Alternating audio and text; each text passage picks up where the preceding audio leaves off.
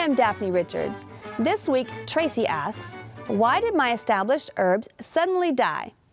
She says that the problem started with her culinary sage in late spring, when almost the whole plant turned brown and crispy and then died, but a small portion held on and is still green. Several rows away, the marjoram, thyme, and oregano are now showing these same symptoms. Some of the leaves look burnt at the top, like fire blight, and with a pear tree nearby that died suddenly of that disease, Tracy asks if that could be the problem. She also notes that the herbs are several years old and admittedly don't get as much water as they may should.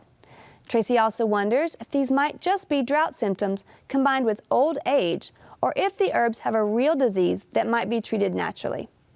Another thing that Tracy shared is that her landscape got a lot of rain in May when she was out of town, but otherwise they're almost never watered. Well, I think a few issues piled up here, Tracy, leading to the ultimate demise of your plants.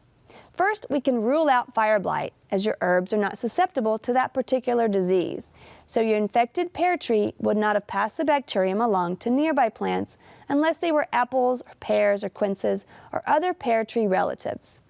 Next, the plants were older, so I'm sure they were large and healthy and full of leaves, which would have increased the humidity in the center of the plant when you got that heavy rain in May, just before you started to notice the problems. And also, the plants had not been irrigated for quite some time, so they were growing in dry soil, which herbs prefer to sogginess. So going from a nice dry environment to a heavy wet environment would have definitely been stressful for your herbs. And if you have any amount of clay in your soil, that extra moisture would have been even more of a problem. Anytime a plant's environment changes so drastically, it's going to be stressed, thus making it more vulnerable to pests and diseases.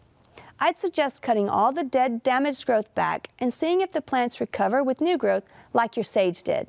If the problem continues, you might want to move the herbs to a raised bed where you can install more porous soil to increase the drainage. Our plant this week is Crossvine, Bignonia capreolata. This woody native vine is tamely aggressive compared to its cousin, Campsis radicans, aka trumpet vine. Crossvine does grow quite vigorously, but it doesn't sneak over into your entire landscape and try to take over the neighborhood like trumpet vine. And the flowers are just as large, pretty, and prolific. Considered a semi-evergreen, one advantage of Crossvine is that it keeps its leaves through the winter, only dropping them in spring just before putting on new ones.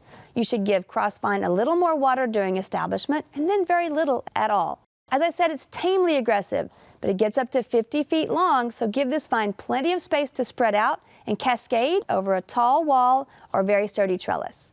Our viewer picture this week comes from Irene Phillips of her beautiful cobalt blue container with blue days. We'd love to hear from you, so please visit us at klru.org/ctg.